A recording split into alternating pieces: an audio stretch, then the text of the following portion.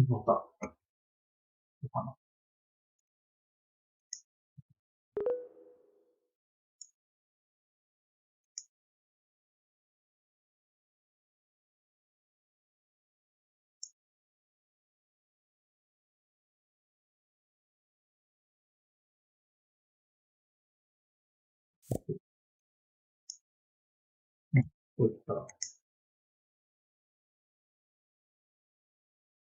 こういった、コメントください。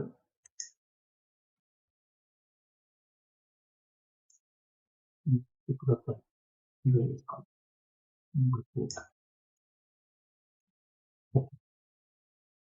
？20年でいるんですかな？いや、今、やってはいけない。今、これを僕は録音しているんだと。録音しているんですか？録音です。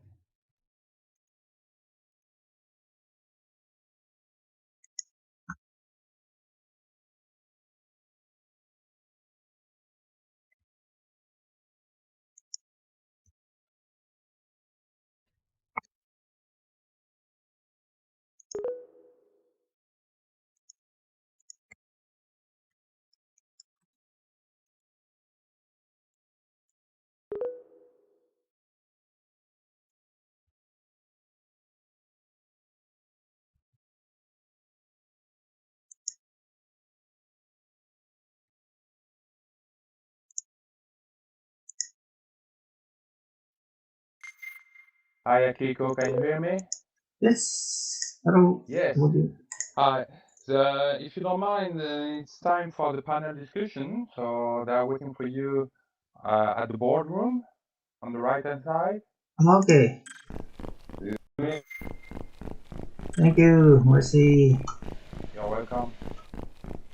Boardroom panel discussion. Okay, the panel going to begin. Hello. So please join the boardroom. Oui, c'est en train de... Il prend le PDF, il fait une conversion, apparemment, D'accord, ouais, très bien. et il génère le HTML, qui va bien.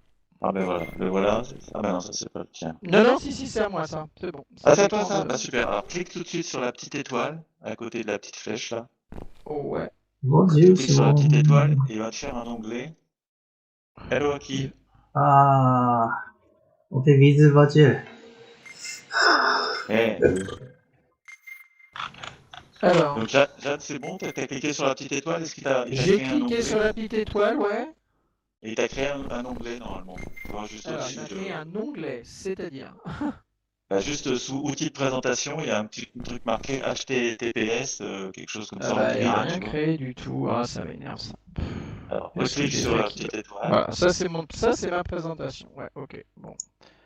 D'accord, ok. Alors, parce que ça c'est ma présentation, oui, bon. Mais le problème c'est que dans l'onglet c'est toujours google.com dans le truc là-haut. Ah ouais, reclique sur l'écran, va. Bon, ça je clique. Alors attends, je clique sur l'écran. Je clique sur l'écran dans l'outil de présentation ou bah ça fait la même chose. Il y a des petits soucis? Bah, j'arrive pas à bookmarker mon truc parce que voilà. Alors, Pas me servir de cette interface. Hein. qu'est-ce que vous voulez faire exactement? En fait, on l'avait vu dans mon PDF là à un moment. Donc est-ce que tu... Bon, là ça c'est ma présentation. Hein. Voilà, Ok. super. Donc ça, tu cliques là, une fois qu'on le voit là, Ouais. quand elle est visible, tu cliques sur la petite étoile pour la mémoriser. Bah écoute, il me dit bookmark this page, mais le problème c'est que dans l'outil de présentation, la page qui est... Ah voilà, ça y est, maintenant, pour une raison... Voilà, c'est bon maintenant. Je crois que c'est bon. Bon, très bien. Et donc normalement, maintenant, avec le petit onglet que tu as dans ta page de présentation, tu vas pouvoir l'afficher sur n'importe quel écran. Donc là, tu peux aller peut-être sur le grand écran. D'accord. Dirige vers le grand écran, et puis tu cliques sur le grand écran. Tu peux cliquer sur le grand écran et rappuyer sur normalement le petit onglet qui est en haut. Toi, moi, là, j'arrive à afficher des trucs qui sont enregistrés dans les onglets, quoi.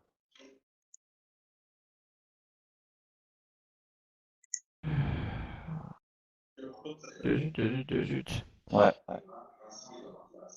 Ok. Voilà. C'est bon, ça marche? Ça marche. C'est bon. Eh ben voilà, super. Super, bon, on peut démarrer. Donc, je passe la parole à Alain Lioré pour démarrer immédiatement. Okay, hello everybody, thank you Simon. Welcome to this panel about training experts in virtual and augmented reality. So this aims to present some of the major training courses in France around virtual reality and augmented reality.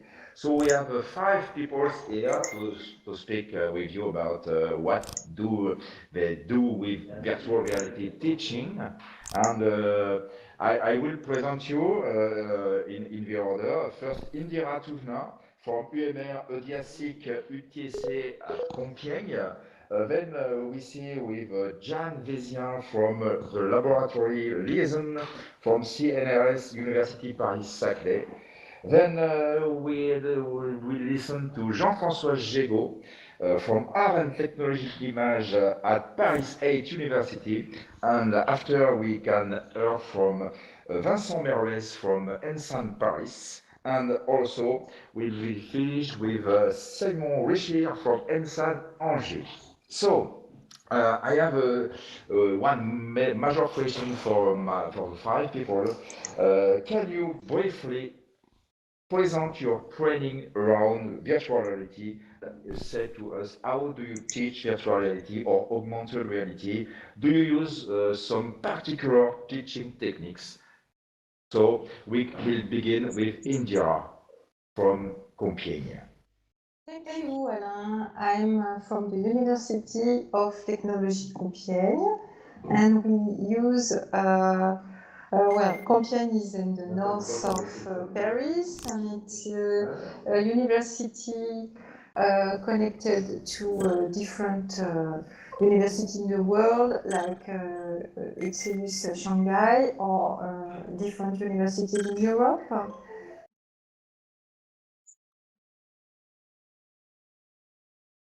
And we have a French engineering degree, 5 years, and master degrees, and of course PhDs and other further education degrees.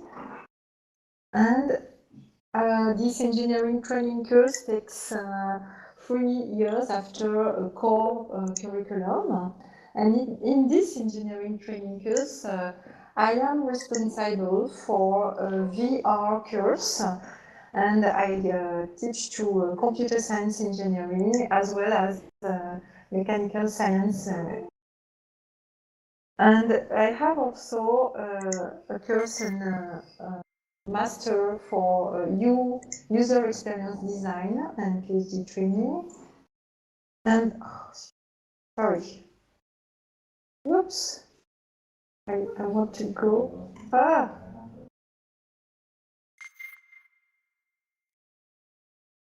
Oh, sorry. So this VR course for master user experience student is done on a semester. So half of the semester is dedicated on how do we perceive in a virtual environment and how to design interaction in a 3D virtual environment.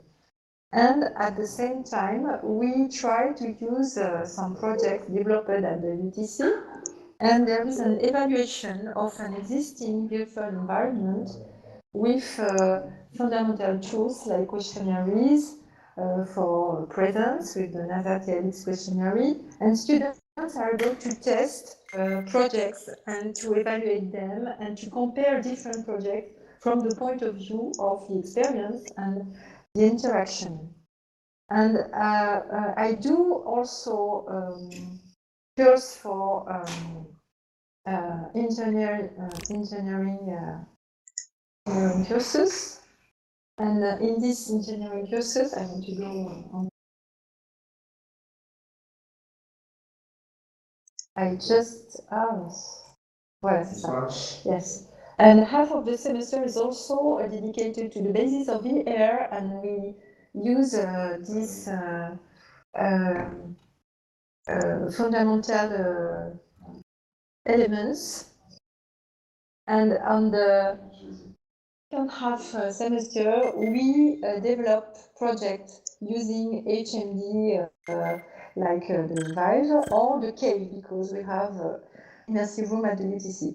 So what we do is to develop the projects. We test them, and students are able to use either different sensors, different tools. They can choose also to use mixed reality, augmented reality. They can build some sensors, they can do what they want.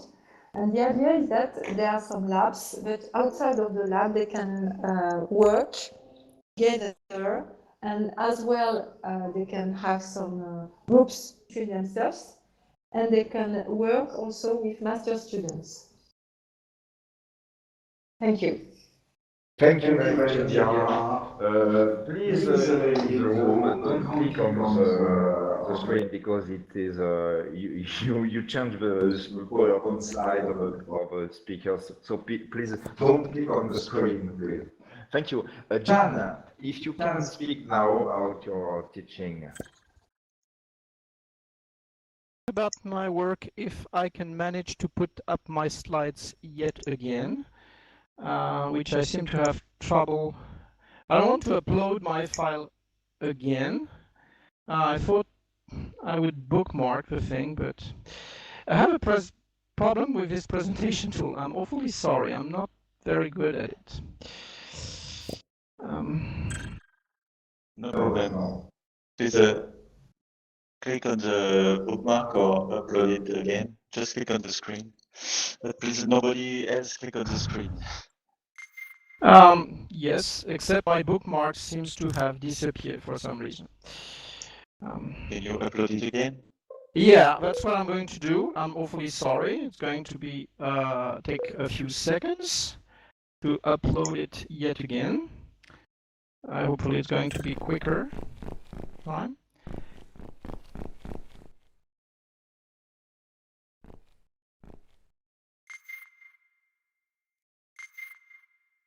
Okay. It's okay. Okay. Okay. So very briefly, I will tell you who I am. Oh, well, what's happening now? It's like probably I clicked. I'm really not very good with this thing. What is up? I think it's difficult to go up. So.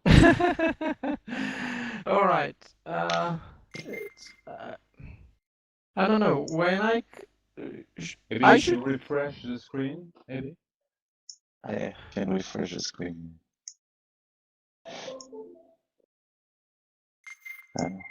I'm awfully sorry. I'm very clumsy, or. It's okay, Jan. Yes, it's okay. We see your presentation. Nobody click. I can't. Yes. I can't see it on my screen.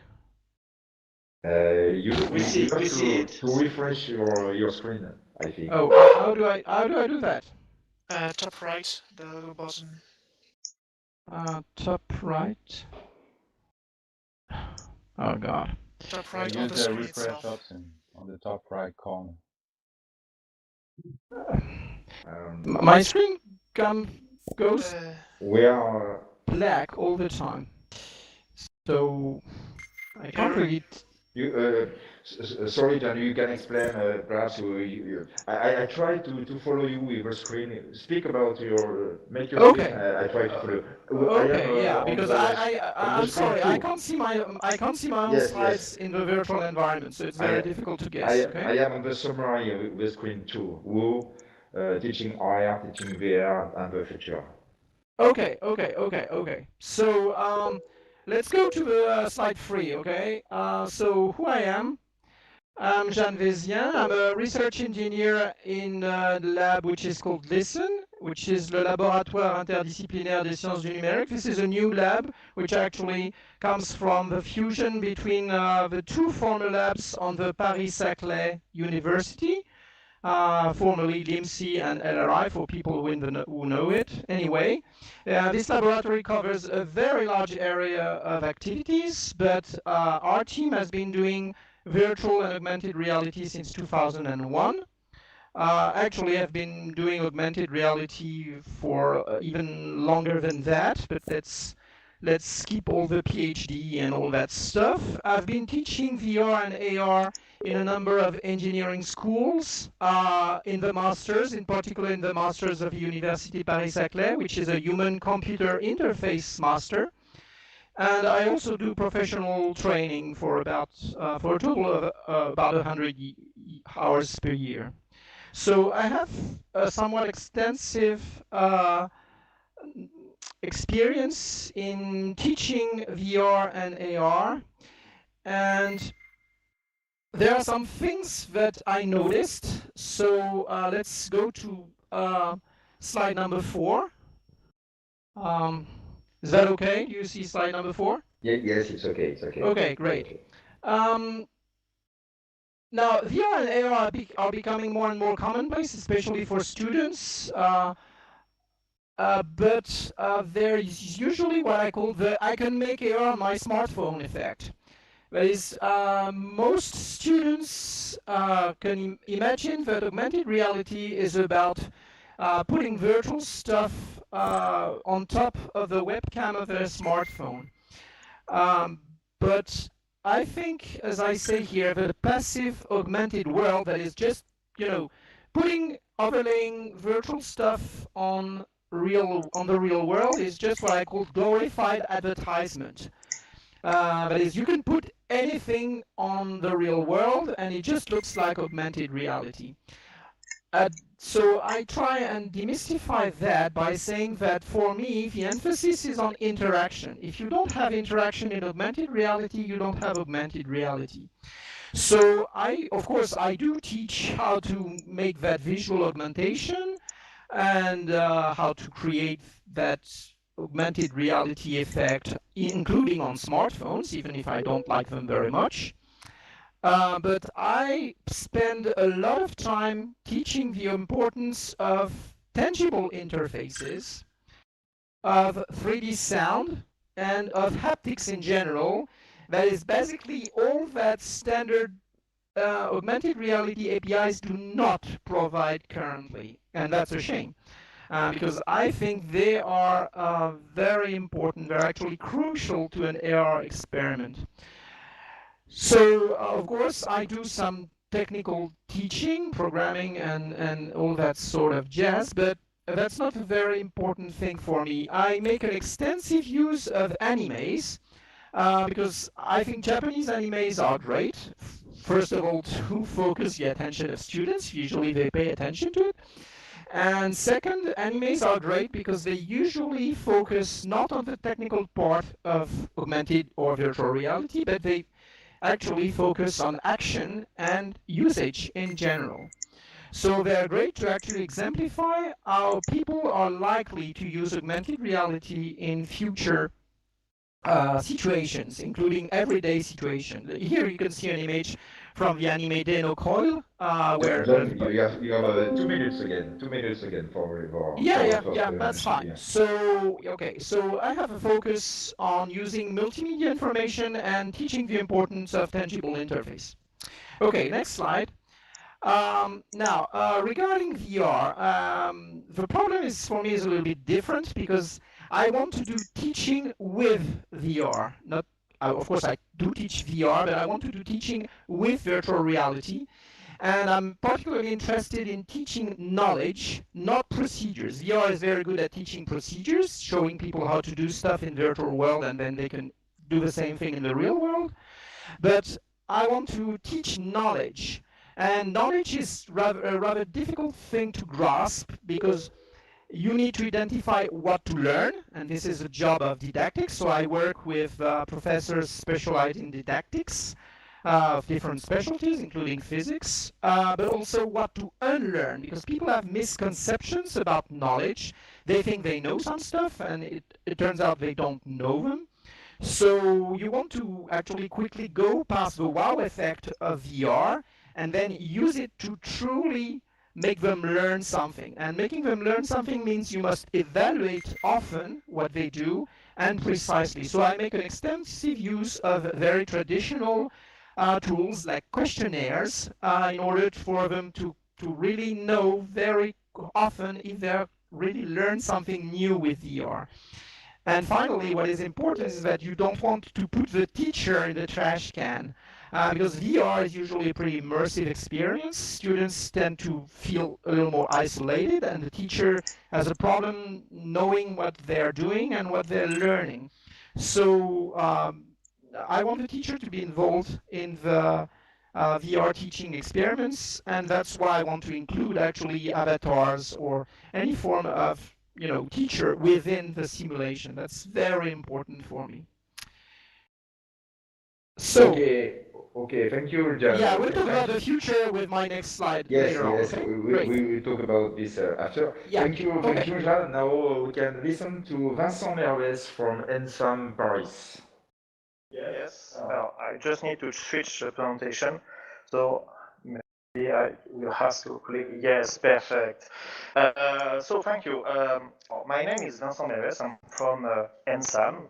It's a RMT Science and Technology School, Engineering School.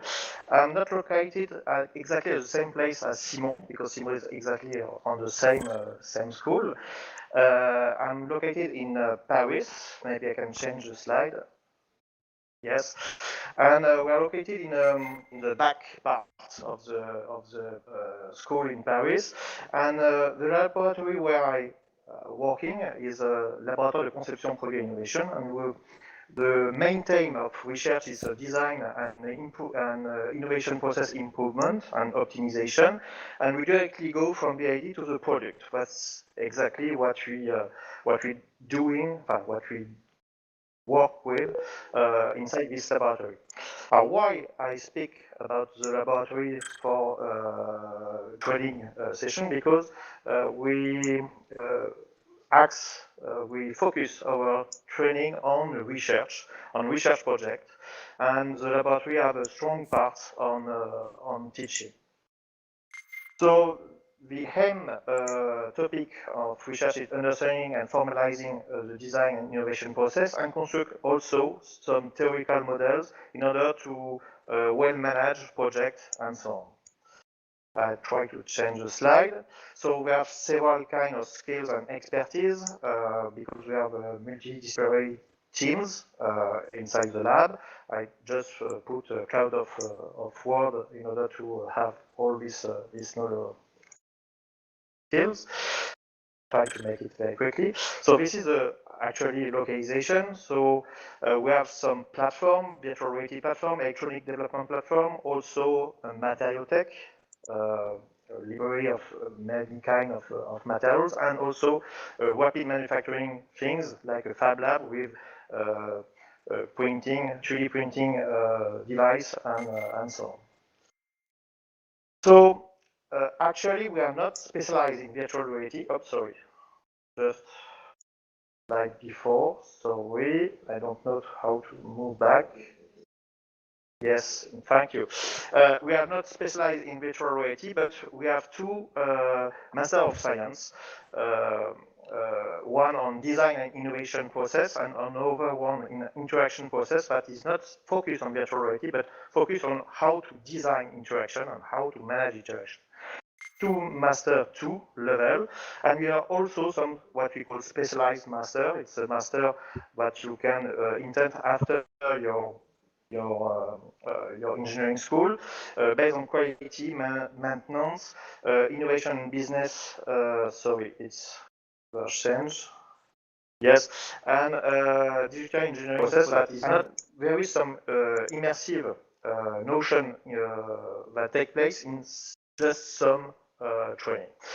So we have many students with several kinds of skills, designer, ergonomist, and so on. And we are making projects in many kinds of company, partners company, that can enhance, in fact, the goal and the objective on student projects that can use virtual reality. So I will switch the slide. Yes, this is the sector of activity. Yes, next slide. Sorry for the... And how you teach virtual reality. And I would like to make some focus points on how teaching virtual reality, and maybe it's quite tips and tricks on it. And first, virtual reality can have several kind of moment in terms of the training period. You can have some courses, have also during project with teams of students, and also project with company partners, and we can have also an expertise in order to follow the students inside this company. And it's also one training period for such kind of So, in terms of tips and tricks, I would like to, I try to make a small exercise before starting the virtual reality courses. It's not my idea, it's an idea that Sebastian Kunz gave to me. It's ice breaking with, you have many cards, and you ask the student to classify the cards, and there is several kind of categories. The cards can handle from hardware thematics, books, movies, stories, who are dealing with virtual reality, software, publication, and artwork also. And it's very interesting because you can, with this classification, you can discuss with students in order to see how the technology evolves and how the idea is inspired over idea and so on in time. And it's very interesting to make a mind mapping from this kind of little game. And I would like to thank Sebastian for this idea, because I think it's very interesting one. After this, generally my courses is mainly based on industrial problematics, because we have many models, we have computer aided design software and so on, and we need to have a virtual reality simulation. So I try to show to the student that you can have to deal with such of kind of data and try to handle such all these different kind of data in order to create an experience. The experience is not mainstream one. You have to design the experience for your application and for your objective of evaluation.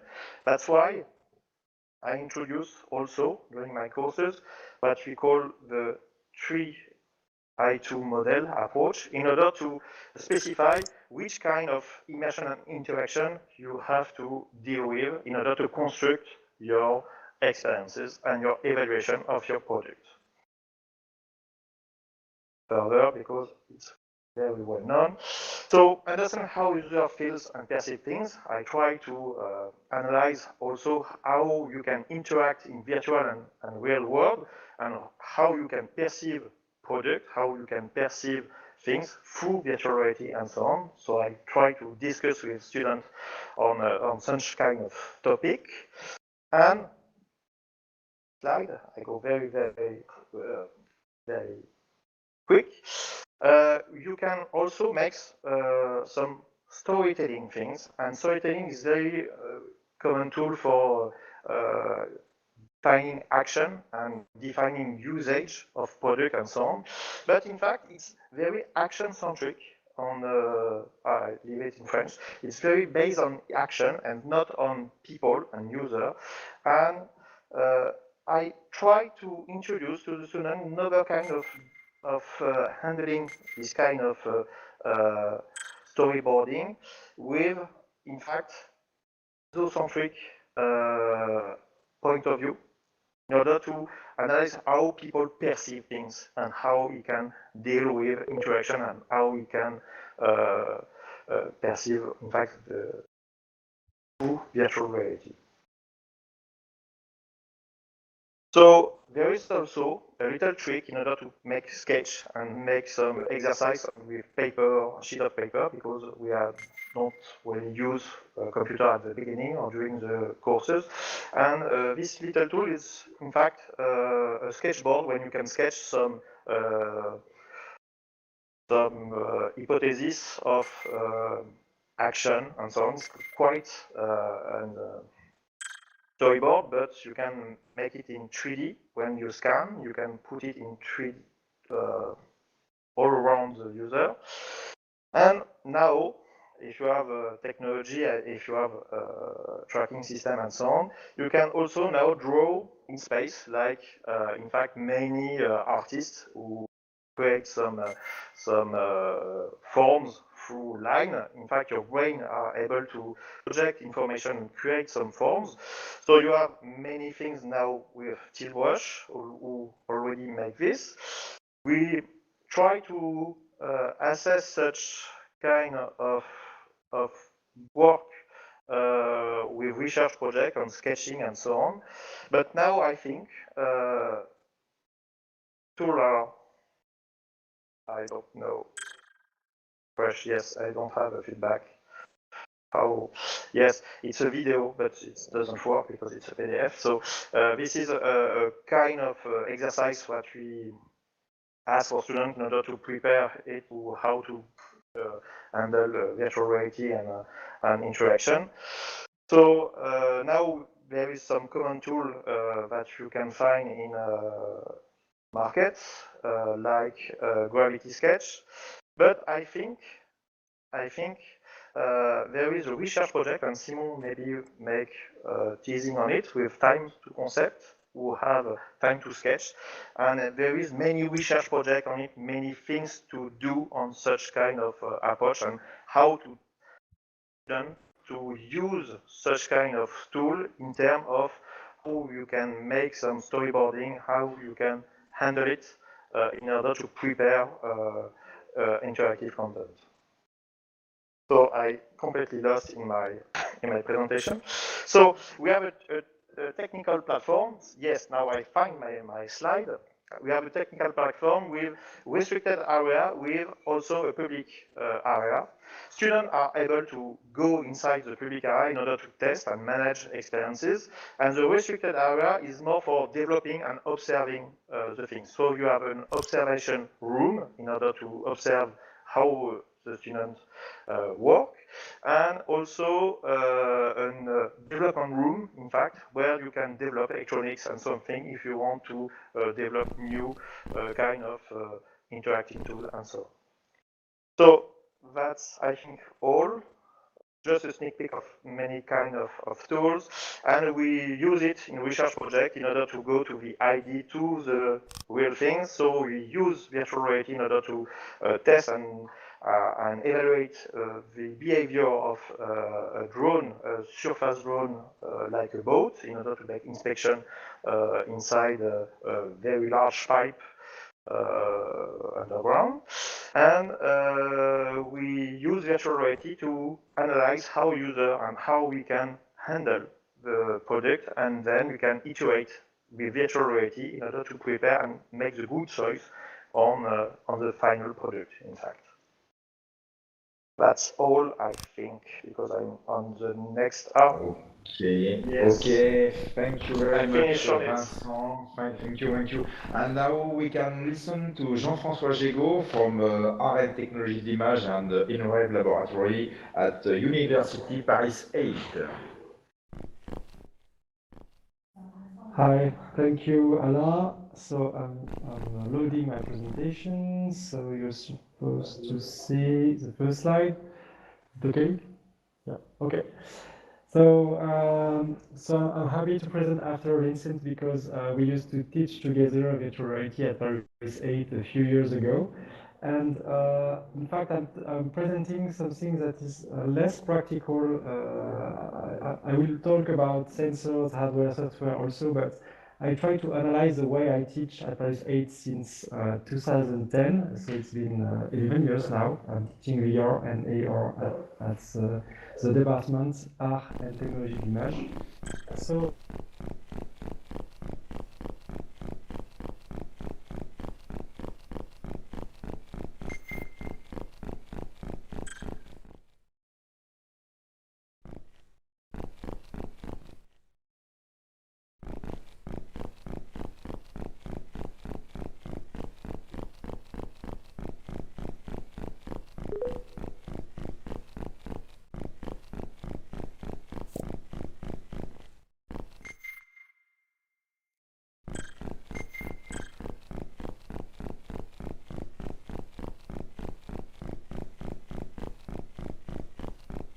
quite close to this philosophy.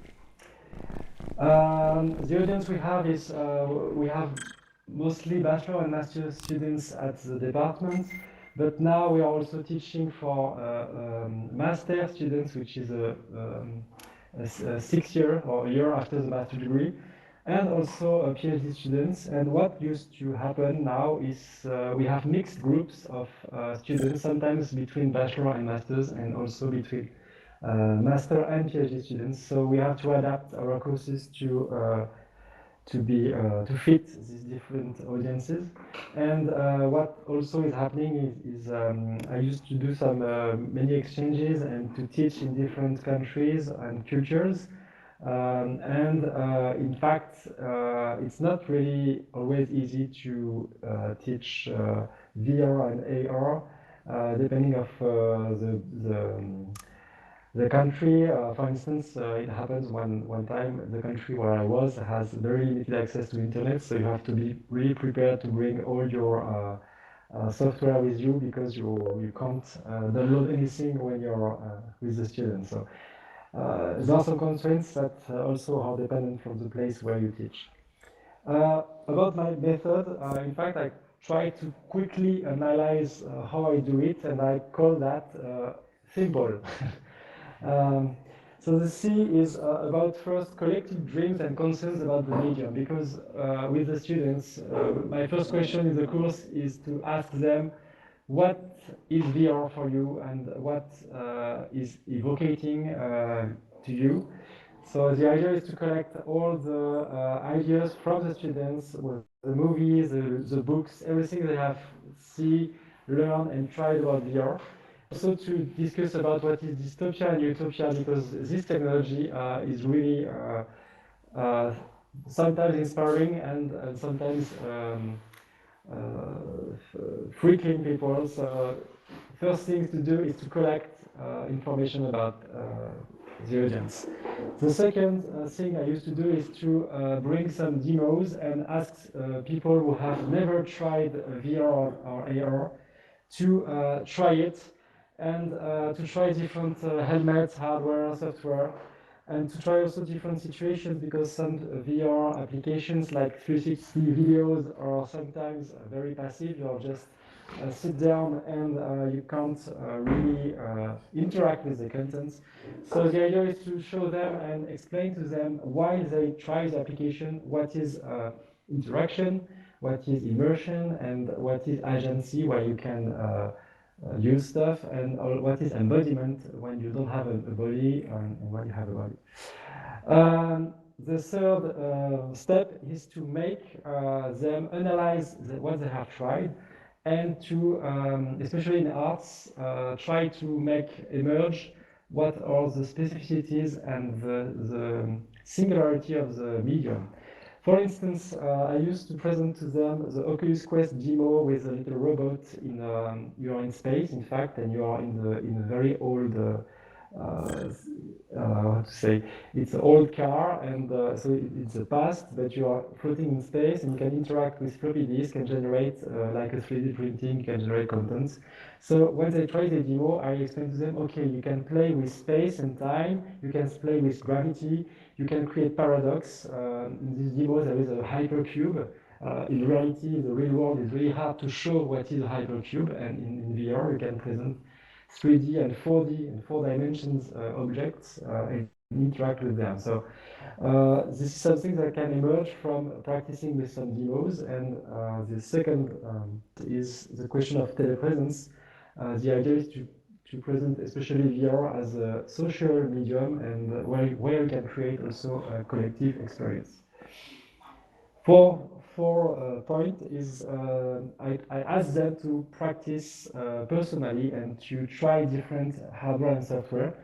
And when you have, for instance, Kinect, Leap Motion, Oculus, Vive in the same room with 30 students, you can't present yourself all the hardware.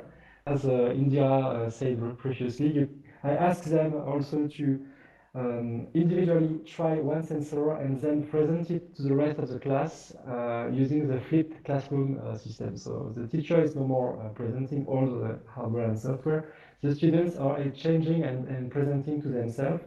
So then we can go to the fifth point with a collective practice, live collective practice, where I ask them to create groups and to create projects during the class.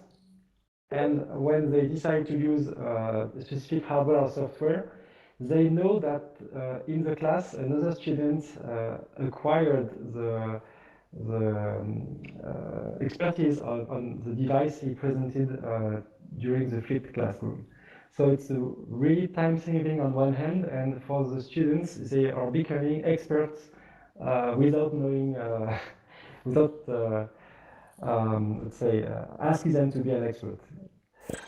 And the last and final point is to engage the experience with others. So when they have created a collective project, the idea is to share it to the class first, then to experiment it and to debunk or debug it if necessary, then to present it to colleagues or family. And of course, if the project is very interesting, to present it to festivals. So every year we have projects that are selected, especially at Laval Virtual.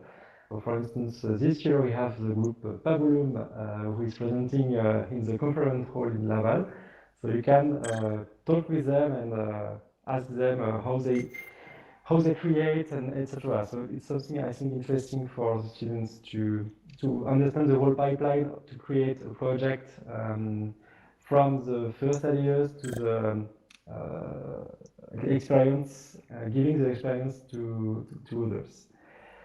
And my output for the future, so maybe regarding our medium, I think that classrooms are not really convenient to teach VR. I wish we have stages like theater or cinema stages, because this is in fact what is happening in the movie industry. We are doing now virtual productions where real-time technologies are more and more present and used in the context of performance.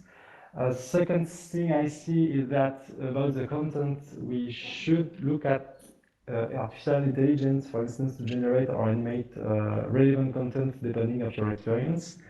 And the idea is to maybe think more about the spectators and the person inside VR or AR, and maybe AI could help to do some tailor-made experiences.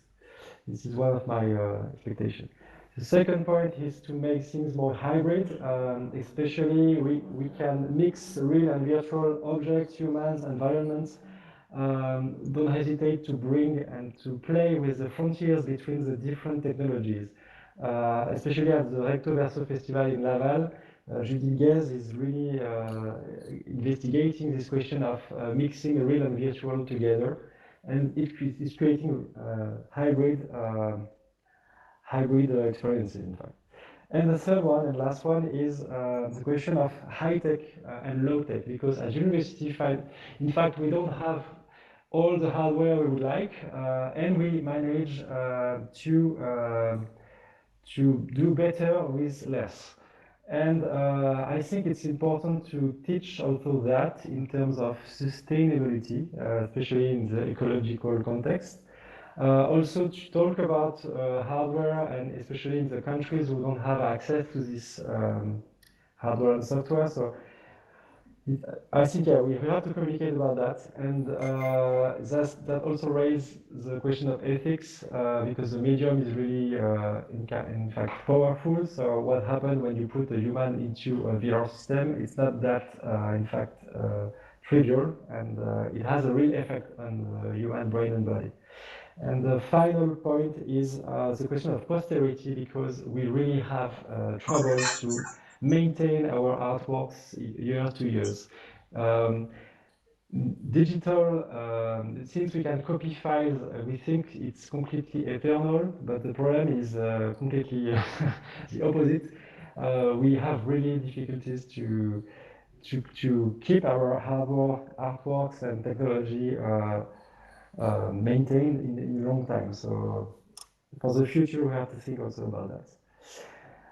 If you want to have a look at how we do the process at Paris 8, we are organizing a creative jam this week at the Lycée Ambroise Paré in Laval. So don't hesitate to have a look and talk to the students who are actually creating, and they are exhibiting in the lycée, at the lycée. this weekend, Saturday and Sunday. Thank you. Thank you very much, Jean-François. Thank you, And now Jean-François. we can listen to Simon Richir from Ensemble Angers. Yes, and some Angers and Laval, most of the time. Okay, thank you, Alain, to have organized this panel because we never shared our practices, and it's very interesting to discover what everybody is doing. Then we are in Arts et Métiers Laval Institute, in the beautiful building of Laval Virtual Center with 40 master students, and we have around 15 engineers and researchers, including PhD student here in that beautiful building. So in few words, as Vincent told you, we are at Arts et Métiers, 6,000 students. In France, it's the #1 public engineer school. Then we are in Laval, the last entity of Arts et Métiers in 2005. Okay, and so we are also a research team, and that's what we study in the lab. It's more, please stop clicking on the screen, thank you. Optimization of factors affecting user experience in immersive environments for ideation, project review, and training activities. Okay, you go. So a lot of title of multi-PhDs that we were driven in Laval. Yeah. Okay, so what about the students? The students are the students of the Master 1 and Master 2, Management of Interactive 3D Technologies. We put the word management at the beginning because at the final year we have to train also our students on management technique and how to deal with a team of multi-competency and so on. Then what is our main issue or main specificity is that we are on project-based learning, and I think in the Arts et Métiers group we are the most advanced on that because our students realize a lot of project. So okay, then yes, we are very glad to introduce you some great diplomi of our master as a Franz Lasson, co-founder and CEO of Visionary 777 in Hong Kong, or Alexandre Boucher that you know probably. Actually on his booth in Laval Virtual Exhibition, managing the director of Clarté. Okay, and so many others in different company in France. And other guys, Benjamin, you can find in our booth on our virtual exhibition, Arts et Métiers and our booth, and Geoffrey here co-organizing that event. Okay, and that was two great master students. There was a major of their team, and so that we are very proud of them. Okay, then 300 graduate students, 20% already holding a diploma of engineer, already master. They come to Laval for 1 year or 2 years to go on in virtual reality. Then I go on. Project-based pedagogy, as I said, 11 projects over 2 years. It's a great amount of project because you have project on 1 week, you have project on 3 months, and so on. And the very last project is VR Teams.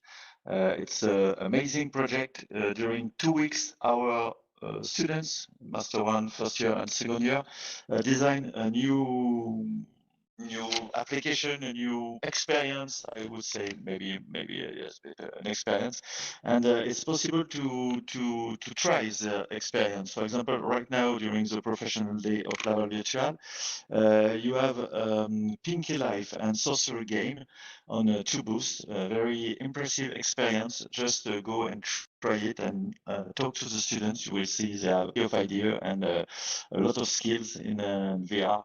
And so please stop clicking on my slide because it's very complicated to find where I am. Okay, and you will see 3 more projects this weekend because we have 5 teams of students involved in Laval Virtual. Okay, and we have also internship, of course, and so on. Autonomy and yes, the premises are accessible 7/24. I think it's very important. All the students can have the card to go in the Laval Virtual Center when want. Okay, thank you to click on the screen. Okay, and just to the left, some of the courses: programming, human interface, computing, a lot of how to use all the type of interface. We are very lucky at Laval Virtual Center. We have all the last interfaces, last headset, and so on. And it's a very nice place to study real-time rendering, 3D graphic, and research methodology, because it's also a research master. Then you can have a PhD, can start a PhD just after your master. Just a few last slide. We go in all sectors of activity. When they join us, usually students want to be in the video game sector, and after quickly they change their mind because the salary is higher in industry on all the sectors, and we have around 3 jobs per students, and it's wonderful right now. Okay, and you have also professionalization contract for companies, and the students can work for 1 year or 2 years for companies, and they are paid during the 2 years of studies, and it's very interesting for students. Sometimes needed money, then public school, and again professionalization contract. It's a good step. Okay, Jen, I stopped here now. Anna, it's up to you. Okay, thank you very much, Simon. And now we listen again to Indira and Jan from some ideas from the future about virtual reality and augmented reality on teaching. Indira, if you can say something. Yes, thank you, Alain. I think that since we began to teach virtual reality and augmented reality, the technology, of course, has evolved, and we can see now that we have the maturity of the technology, and we have also the possibility to avoid errors. And that was what you said, all of you, how to design an application and how to be, from the beginning, aware of the difficulties. So the difficulties are not in the integration of the tools, because now we know how to use a 3D engine and how to teach, and even a very beginner can learn easily how to use a 3D engine. Again, with the sensors, it's very easy now to begin a new application and to use, for example, Steam VR, or to use a new device. But the difficulty is to have an intelligent application, easy to use and user-friendly. And how to use the tools now. You have to give first experiences, and also to let the students do their own experiences using, for example, bad applications. And trying, for example, you try to select an object between different objects in a group of objects, and you see that you need the feedback. You need to see or to hear a sound, or to see the bounding box. If you are not able to decompose all the interaction in small parts, then it will be difficult to evolve. So the first steps, I think, are that now for the future we have to go over these difficulties and insist on these very evident, obvious errors. And I think that what you mentioned, Jean-François, is very important about the green VR and how to reuse some old devices, how to reuse some sensors, how to go towards sustainability.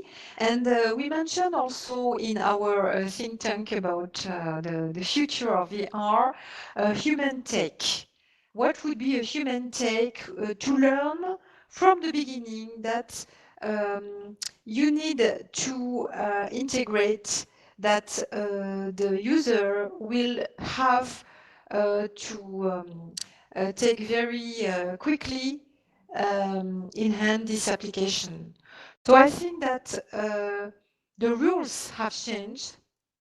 Now we can jump over the technology and we have to evaluate. And that's why I am very interested in this master of user experience design, because we do not design and realize the applications in VR. We do it for the engineering course, but the implication of user experience design approach is very important, because usually you have the computer science on one part, and then you have human factors on the other side. In design, it is different, but I am from an engineering school, a very traditional one, with mechanical engineering, computer science, and the human factors doesn't exist from the beginning. And now it is not possible. Thank you very much, Indira. So, John, do you want to add something? Yes, yes. I think that's pretty complementary to what Indira just said. Yes, true, we have VR systems, we have software, we have hardware, but as I was explaining, I am not, and I will make a big emphasis on not, satisfied by the current state of interfacing that VR has with humans in general. That is, I think VR interfaces are really still in their infancy. You need these 3D controllers, and you have certain number of tools, but you are not free to interact with objects the way you can do in reality.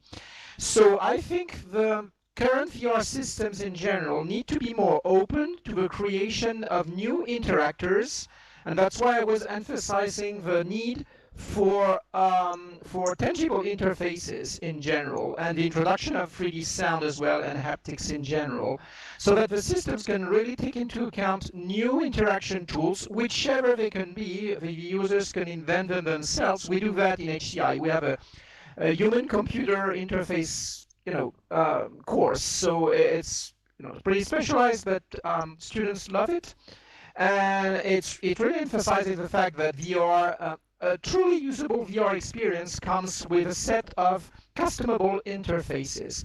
And what is linked to that is that I always want to make the time spent in VR, in the VR experience, a truly useful one.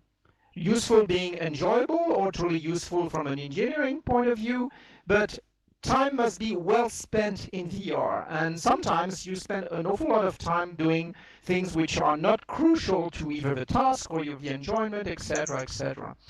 So, and to do that, we need more evaluation.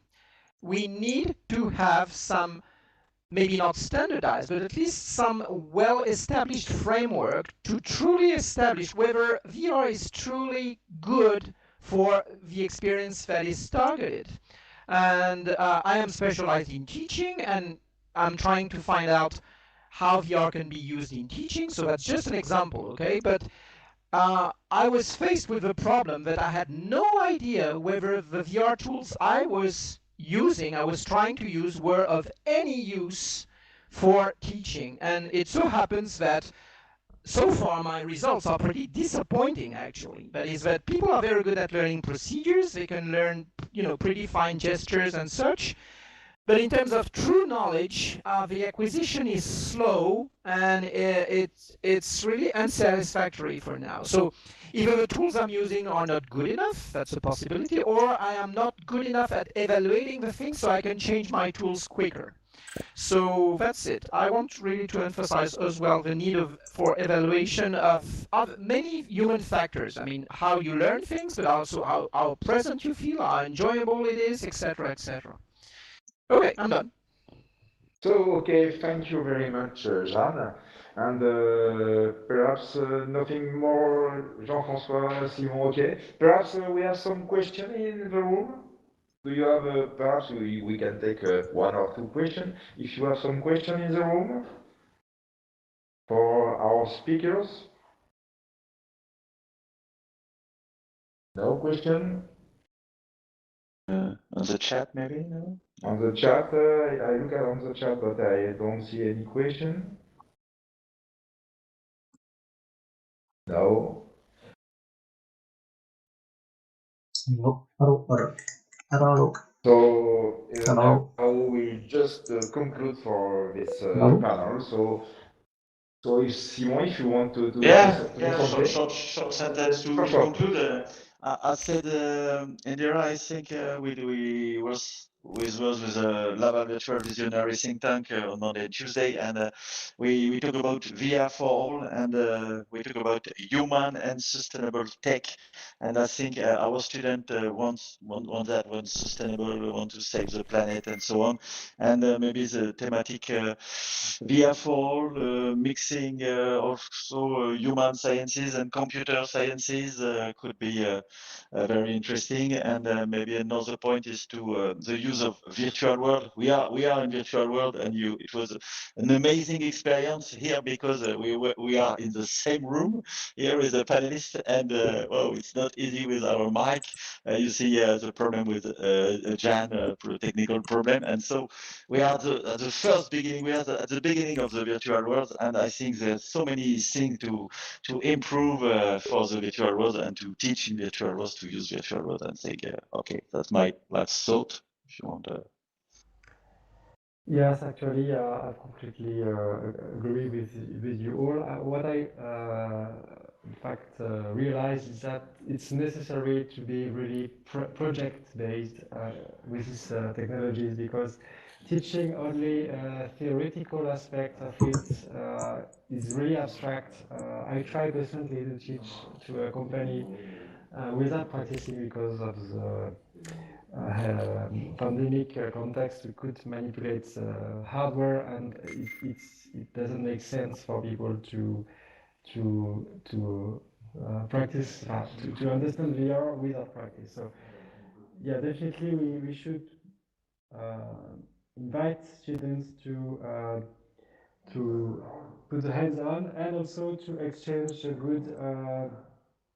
good process, the tips, everything they learn from themselves, to share it with others. So the idea is to also invite them to become expert of their own technologies, and don't hesitate to share it with the group, because this is obviously what is happening now. When they go into companies, they are not alone at their desks. They are here to also work collectively. So since this technology is complex, we have to invite them to share the practice, and share also the way they are doing VR, from the technological aspect to also human factors aspects, and in our case at VRIC 8, artistic aspect or innovative aspect or creative aspect. Okay, thank you very much, Jean-François. Indira, you want to say something? I think that we had the time of only digital teaching with the COVID, and maybe with VR we are going to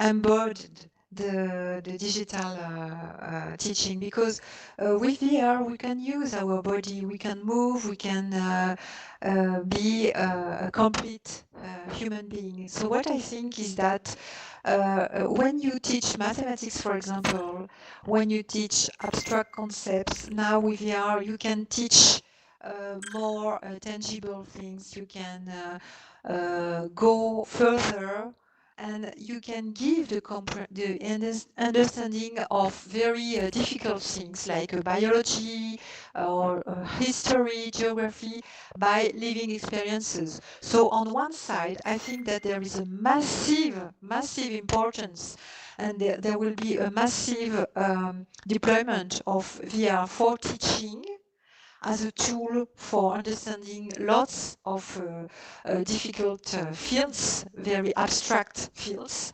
And I think that some countries will catch it very quickly for teaching. And on the other side, learning how to use VR will be a challenge, because we need to also go further to learn what is important to design. Not only learn of course, the basis, like the tools, like the how to compute and optimize your code. You have to code very early, and you have to be very good at that. But also, you need also the hardware. You need the sensors. You need to understand the space in 3D. And I think that this is a challenge: how to transmit that to students. Thank you very much, Indira. And Jeanne or Vincent, you want to say something? Yes, I just want to add something, because actually we can make VR everywhere with technology, and the proof of it, actually I'm on the bus to go to the station of Laval in order to go back in Paris, and I actually make a conference with every people here. And I think actually the device is more and more public and easy to use, and I think we can actually make some courses with VR technology with smartphone at home, and I think it's very interesting to also help students to understand all the technology that they have all around herself, all around your own home, and try to introduce the base knowledge, the base key concept of VR, in order to help them to understand what is the tracking, what is the trouble of detection, what is the trouble of an intuitive interaction, and designing things at home with our own material, with our own device. It's a good thing in order to enhance virtual reality and enhance. Thank you. Thank you very much to all people for being here. Thank you to Simon, Jean-François, Vincent, and Jeanne for their participation. And now we can close this panel. Thank you, everybody. Thank you. And thank you all. See you next.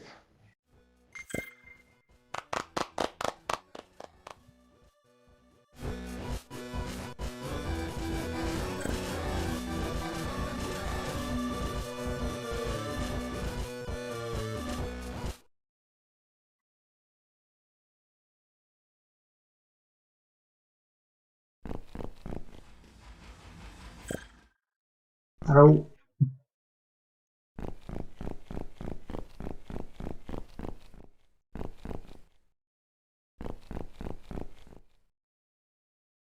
Simon?